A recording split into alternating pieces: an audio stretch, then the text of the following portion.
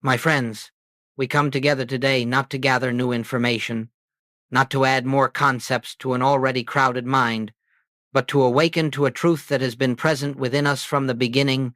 And the truth is this, that what we have so often called seeking guidance, seeking answers, or seeking God, has been based on a profound misunderstanding of the nature of spiritual reality. For generations, sincere seekers have approached prayer as though God were somewhere else, as though divine wisdom must be summoned, persuaded, or awakened before the answer can appear. But I must tell you, this is not the way of spirit. God does not begin to function when we begin to pray. God does not wait for our words before grace is set in motion. The activity of the infinite is eternally present, eternally complete, lacking nothing, withholding nothing. What appears to us as unanswered prayer is not the absence of God's response, but the absence of our recognition. And so the great spiritual tragedy is this: we stand at the edge of an ever-flowing fountain, thirsting, pleading for water, unaware that the fountain has been flowing all the while. The divine presence is not something to be achieved. It is something to be realized. It is not something to call forth. It is something to awaken to. This is the beginning of our journey today, the recognition that God's answers do not come into being because we ask. God's answers are the perpetual expression of a presence that knows no beginning, no interruption, and no delay. Therefore, the purpose of spiritual practice is not to bring God into the situation, but to bring our consciousness into alignment with what God already is. And if you can grasp even a trace of this idea that divine fullness exists here and now, you will begin to feel the soft dissolving of fear, the melting away of anxious effort, the loosening of that inner tension that so often accompanies religious striving. We are not here to try to make something happen. We are here to discover what has never ceased happening. And so let us proceed gently, quietly, into the heart of this teaching, that we may come to see for ourselves the profound reality of the divine, already the truth that God's presence, God's guidance, and God's answer are forever established, awaiting only the stillness in which we recognize them. Let us move now into the heart of this principle I have called the divine already, for unless this truth is clearly understood, all spiritual practice remains entangled in effort and expectation. You see, the infinite way teaches a simple but revolutionary truth that God is not becoming, God is not developing, God is not preparing something for you in the future. God is the eternal isness, complete, whole, perfect, lacking nothing and withholding nothing. Everything that God is now. And everything that God expresses is already established within the invisible kingdom that Jesus referred to when he said, "The kingdom of God is within you." This kingdom does not come into being through prayer. It does not unfold because of our spiritual techniques. It is not granted as a reward for good behavior or withheld as punishment. The kingdom is an ever-present reality that the human mind simply has not learned to perceive. When you understand this, even dimly, you begin to see why so many prayers appear to go unanswered. It is not that God is silent. It is not that heaven is withholding its blessings. It is that we have approached prayer as though God must act, rather than as though we must awaken. For God's action is never absent. God does not move in tides of generosity and restraint. Divine harmony is perpetual. Divine life is perpetual. Divine supply is perpetual. It is our inner awareness that fluctuates, not God's availability. And so the principle of the divine already invites us to rest. rest from the belief that we must persuade the infinite to take notice of us, rest from imagining that God is somewhere afar off, needing to be summoned, rest from the weary sense that spiritual blessings must be achieved or earned. In reality, the activity of God cannot be increased, decreased, hurried, or delayed. The fullness of divine presence is here, now, as the very fabric of our being, but until we become still enough, quiet enough, receptive enough to recognize this presence, it remains to us as though God were absent, not absent in truth, only absent in our awareness. This recognition is the beginning of spiritual grace.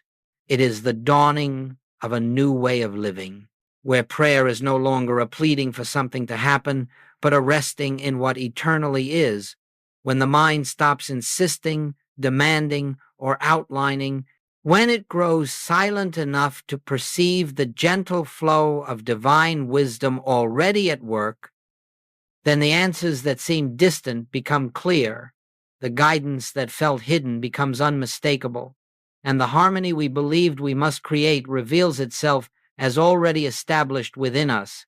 This is the divine already, the truth that God's fullness exists before, during, and after every prayer, requiring only our recognition to become visible in our experience. And so, as we proceed, let us hold fast to this foundation. We do not bring God to us. We awaken to God already here. Now that we have established this foundational truth that God's presence and God's answers are already here, we must look honestly, gently, compassionately at the question, if the answer is already present, why do we not perceive it? This is not a matter of judgment, nor of failure. It is simply a matter of understanding how the human mind functions when it believes itself to be separate from the divine. The moment we accept the belief in separation, the belief that I am here and God is somewhere else, we enter a state of consciousness filled with noise, effort, fear, expectation, and personal will. And in that noise, the subtle whisper of the spirit is drowned out. You see, the human mind is forever projecting its own concepts outward, creating images of how life ought to unfold, imagining the form an answer must take, and outlining the exact way in which God must perform. In this state, the mind is not listening, it is dictating, it is not receptive, it is asserting. And so, the divine impulse, which often comes as a gentle nudge, a quiet realization, a soft inner knowing, cannot be recognized because consciousness is too occupied with its own ideas to perceive the reality that is already here. Think for a moment of how often we approach prayer with a particular outcome in mind, a job we want, a healing to occur in a certain way, a relationship to mend according to our blueprint, and then we wonder why guidance seems obscure. The answer is not obscure. It is simply different from what the mind expects. Spirit never operates according to the limited patterns of human desire. Spirit reveals itself in ways that transcend our imagination, but the mind, locked into its own images, cannot recognize the answer because it does not match the picture it created. Another barrier to recognition is fear, that deep, often unconscious fear that if we release control, if we stop dictating outcomes, life may unfold in a way we do not prefer. Fear tightens consciousness. Fear contracts the inner space through which spiritual realization dawns. When the thought life is dominated by what if and how will I, and suppose the worst happens, the mind becomes a storm, and in a storm, even the strongest beacon of light appears dim. Then there is the subtle but pervasive belief that God is responsive, that God hears, evaluates, decides, and then acts. This belief is the root of spiritual blindness, for it keeps the seeker waiting for something to happen instead of recognizing what is already happening. As long as we believe God must be persuaded to answer, we will continue to overlook the divine activity that is already operating in the quiet depths of our own being. And so it is not that God's answer is missing. It is that we are not yet still enough, quiet enough, surrendered enough to perceive it. The infinite way teaches that divine guidance is always present, always flowing, always available, but it can be perceived only by the receptive consciousness, the consciousness that has released its personal agenda and stands open, like an uncluttered field, waiting not for something new to be created, but for the ever-present to be revealed. If we can understand this, that the barrier lies not in God's silence, but in our inner noise, then we begin to approach spiritual practice from a higher standpoint. We no longer cry out into the void. We become listeners. We no longer demand answers. We become receptive to the wisdom already moving in us. We no longer attempt to direct spirit. We yield to the divine impulse that is forever seeking to express itself through us. This is why the answers of God so often seem invisible, not because they are absent, but because we are still looking outward when the answer lives within. Let us now turn to this word stillness, for it is the doorway through which all spiritual recognition enters. And yet, stillness is so deeply misunderstood that seekers often attempt to cultivate it through effort, strain, or techniques that only increase the very mental activity they hope to quiet. Stillness, in the spiritual sense, is not the absence of sound. It is not the attempt to empty the mind. It is rather the gentle dissolving of one's reliance on the thinking process, the release of personal will, the softening of the ego's grasp, and the opening of the heart to the realization of a presence that has been here all along. Jesus did not say, "Be still, and I will come." He said, "Be still and know that I am God." The stillness is not a preparation for God's arrival. It is the condition in which we awaken to the God that is already present.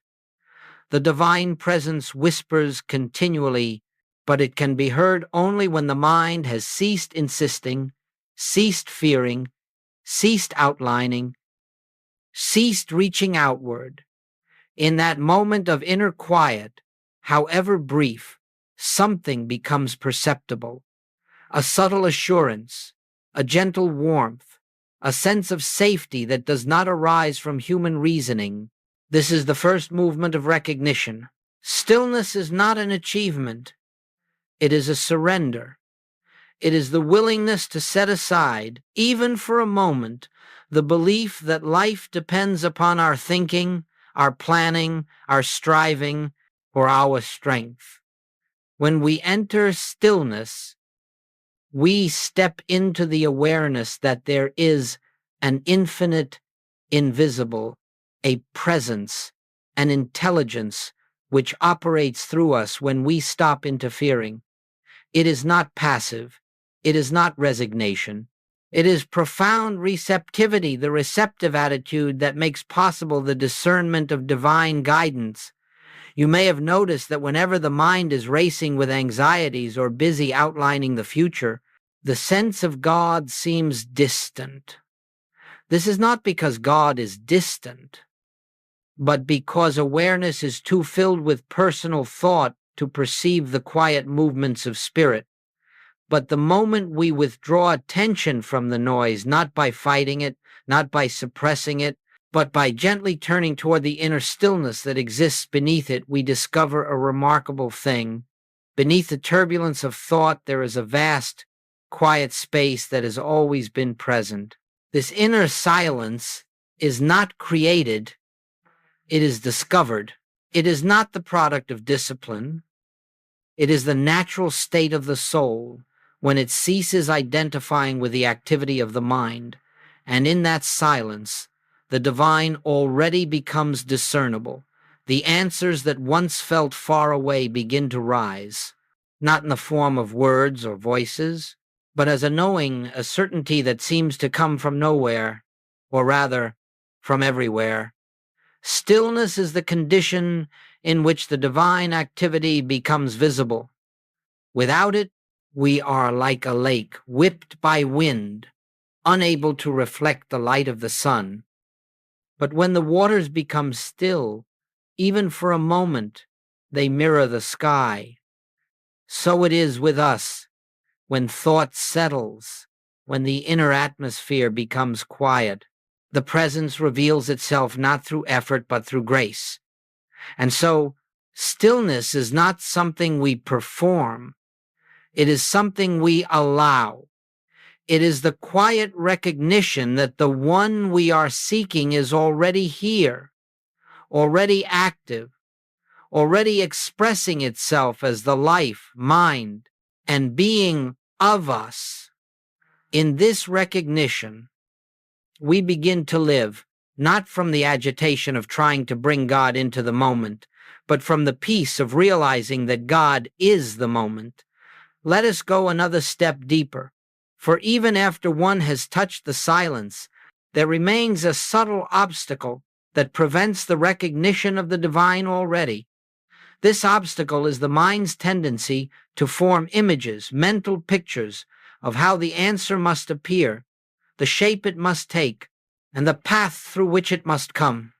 And I tell you gently, but with clarity, as long as you hold these mental pictures, you cannot behold the activity of God, for you are looking at your own projections instead of the spiritual reality that stands behind them.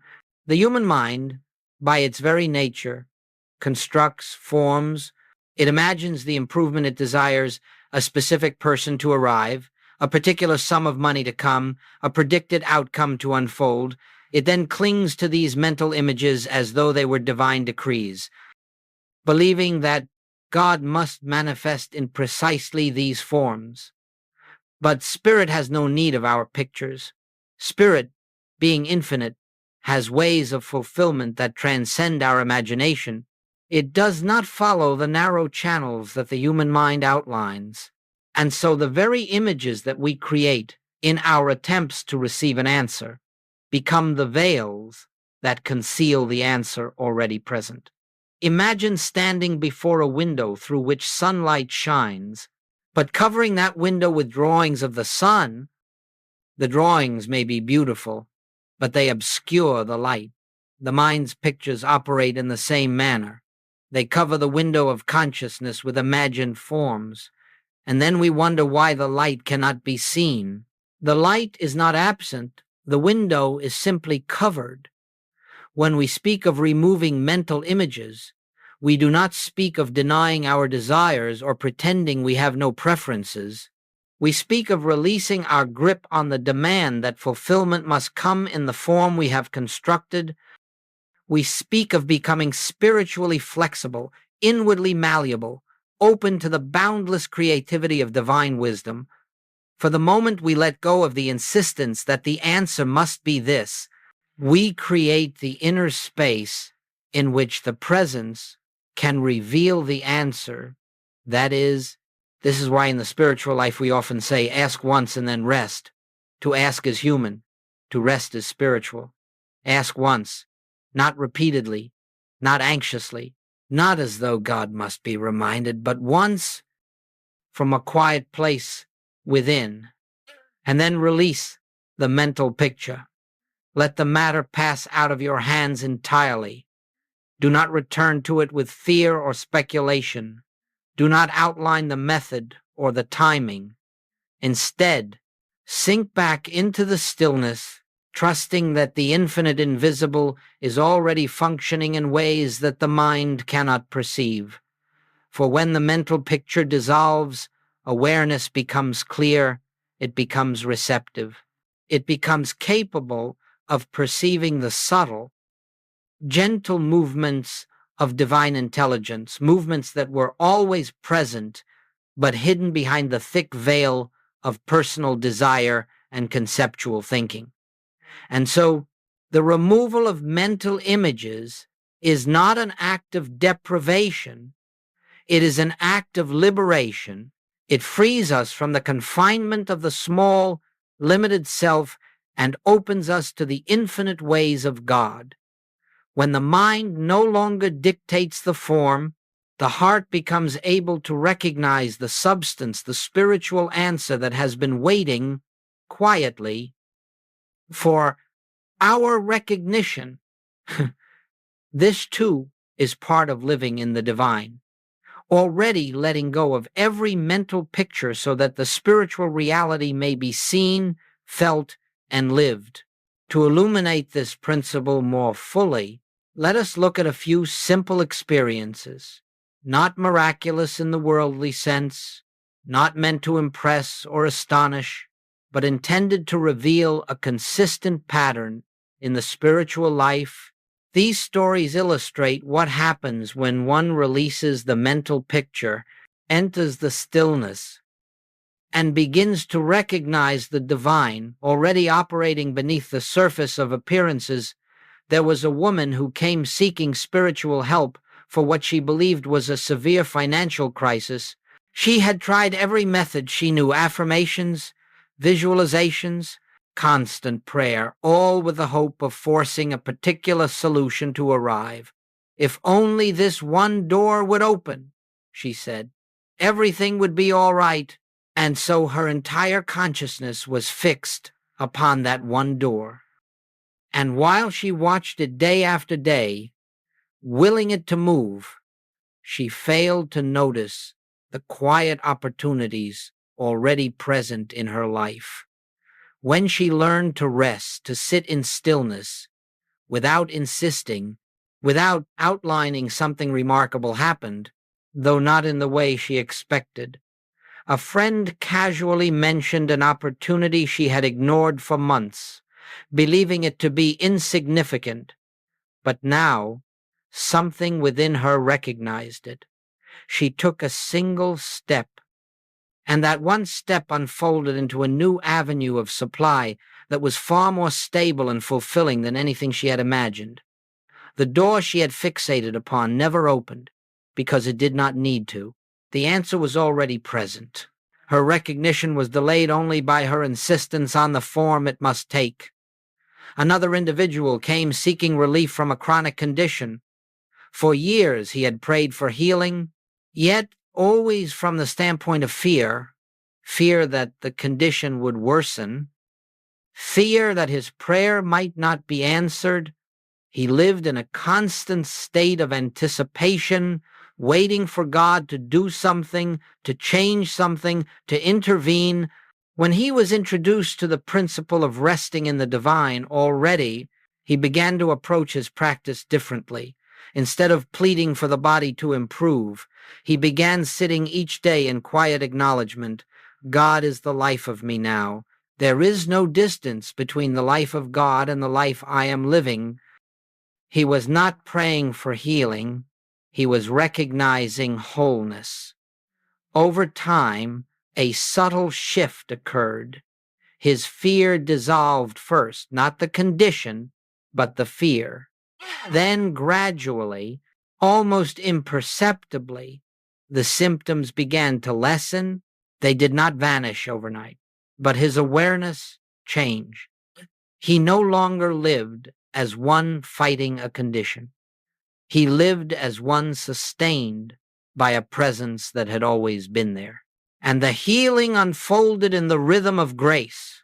A third example, a woman yearning for harmony in her relationships.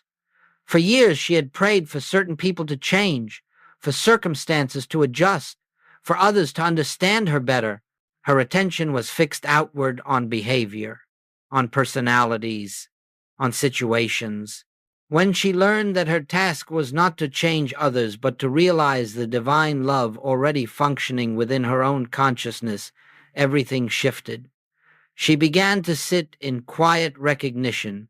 Love is the nature of my being. I need not create love nor seek it. It is already the fabric of what I am. Without any deliberate effort to influence others, her relationships began to transform.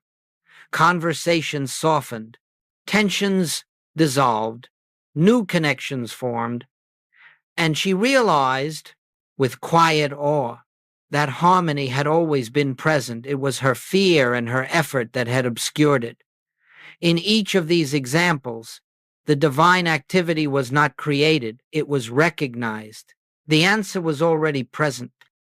The only thing missing was the awareness of it. Once stillness was entered, once the mental picture dissolved, once the sense of separation faded, recognition came, and with recognition, the outward experience aligned with the inner truth. These stories are not exceptional. They are not the experiences of unusually gifted individuals. They are simply illustrations of what occurs whenever consciousness relaxes its grip on the human picture and opens to the infinite, invisible. They reveal a universal truth. The moment recognition dawns, the answer that was always there becomes visible in our experience. Now that we have seen how recognition transforms experience, let us turn to the practice that makes such recognition possible. A practice Joel Goldsmith often called resting in the Word. This is not a technique, it is not a formula, it is rather a way of entering into the awareness of God's presence without strain, without demand, without expectation. It is a quiet, abiding, and spiritual truth until that truth becomes more real to us than the appearances of the senses. When we speak of the Word, we refer not to a phrase repeated mechanically, nor to an affirmation designed to persuade God. We speak of a spiritual principle, a statement of truth that reveals the nature of God and therefore the nature of our own being. Something as simple as I and the Father are one, or God is the life of me, or where I am, God is. These statements are not meant to change God. They are meant to quiet the mind long enough for us to perceive what is already true. And so the practice of resting in the Word begins with selecting one spiritual truth that speaks to the need of the moment, not a truth that promises a specific outcome, but a truth that dissolves the belief in separation. Let us say, for example, that you are facing confusion, uncertainty, or a sense of being directionless. The human mind wants to force clarity, to demand answers, to plan and anticipate. Instead, you sit quietly and bring into your awareness the truth. Infinite intelligence is here. Not will be, not might be, is here. You rest in that truth. You do not outline how intelligence should express itself. You do not ask for a sign. You simply let the mind and body relax into that awareness. At first it may feel mechanical, for the mind is accustomed to activity. But as you continue gently, without pushing, the truth begins to settle into consciousness. A softness comes, a spaciousness, and in that spaciousness, the divine impulse can make itself known. Or perhaps you feel fear or insecurity. You might rest in the truth, God is the strength of my life. You are not asking for more strength. You are recognizing that divine strength is already present as your very being. Slowly, the emotional agitation quiets, and a sense of inward assurance arises, not because you have summoned it, but because you have become still enough to perceive it. For those seeking guidance or facing a difficult decision, one might rest in a truth like, "The Father within me knoweth." This is not a plea for direction. It is an acknowledgement that the infinite invisible, the very essence of wisdom, is already functioning within you. And as you rest in that truth, the frantic demand for answers dissolves, making way for quiet inner knowing.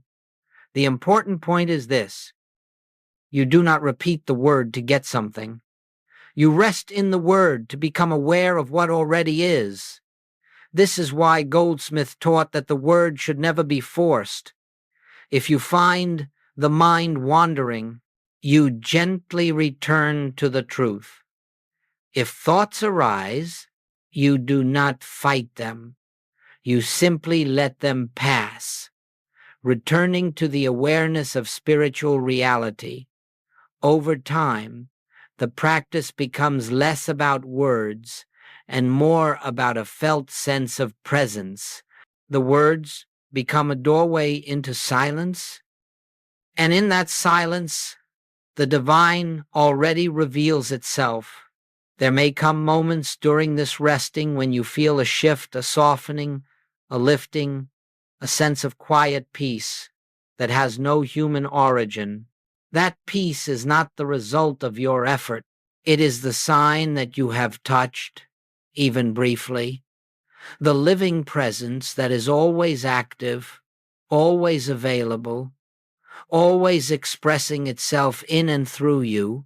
And so, the practice of resting in the Word is simply this: to rest in truth long enough for the truth to become real, to abide quietly until the spiritual fact shines through, to be still, not that God may enter, but that you may perceive the God who has never left.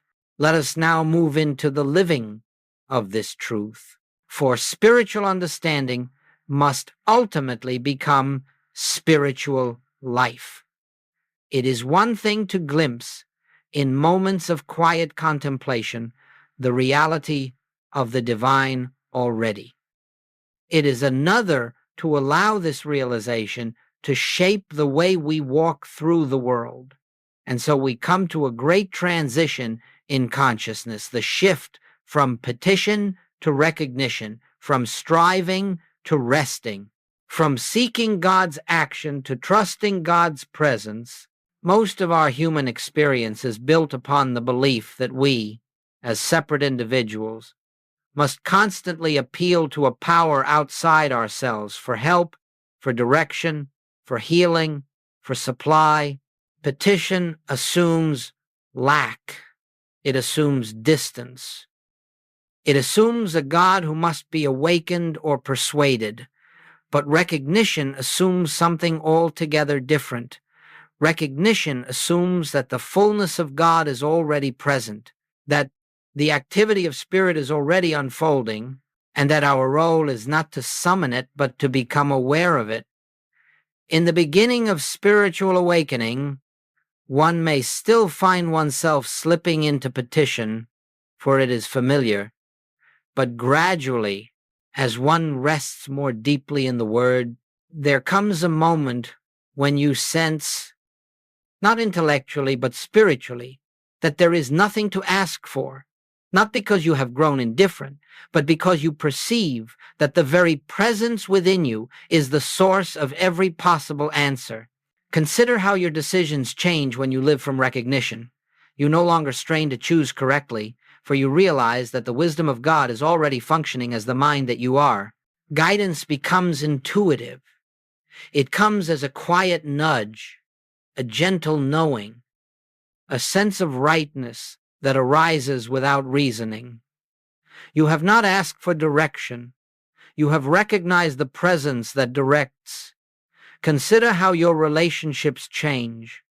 Instead of asking God to heal, to fix, to soften others, you begin to recognize the divine love already expressing itself at the center of every being.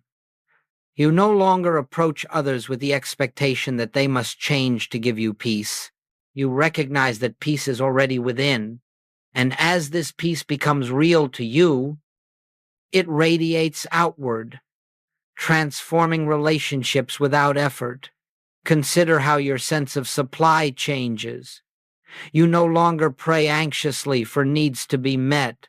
You no longer outline sources or cling to specific outcomes. Instead, you recognize that infinite supply, not material wealth, but the spiritual substance behind all form, is already present as the activity of your consciousness. Opportunities appear, doors open, resources flow, not because you have asked, but because you have aligned with the truth of spiritual abundance. Living from recognition also changes how you face challenges. Fear dissolves, not because circumstances become easier, but because you no longer face them as a separate self. You recognize the presence that goes before you, the presence that is in the midst of every situation. Instead of rushing into action, you pause not to beg for help, but to acknowledge the divine activity already taking place. And in that pause, the situation begins to reveal harmony where the human mind saw only discord. This, my friends, is the great shift in spiritual life. Prayer becomes not a cry for God to act, but a quiet awareness that God is acting. Meditation becomes not a plea for clarity, but a resting in the intelligence already present. Life becomes not a struggle to make things happen, but a willingness to follow the gentle guidance of the presence that leads without effort. And so the spiritual path becomes simpler, gentler, more graceful. You live not as one striving to attain God, but as one who walks with the constant awareness that God is already with you, in you, and as you. The burden lifts, the anxiety fades, the frantic search comes to an end, for you have discovered the truth. All that I seek, I already am. All that I need is already given. All that I desire is already present in the invisible within me. This is living from recognition. This is living by grace. And grace is nothing more than the divine, already made visible through your awareness. As we come to the close of this time together, let us gather into a single, quiet awareness, everything we have touched, everything we have recognized, everything that has stirred within us. If there is one truth I would have you carry from this moment into the moments that follow, it is this: God has never been absent from your experience, not for a breath, not for a heartbeat, not for a single instant of your existence. The divine already, the fullness of God's presence, wisdom, love, and activity has been the very ground upon which you have walked, even when you did not know it. Nothing must be added to God. Nothing can be taken from God, and nothing you do or fail to do can interrupt the eternal activity of the infinite.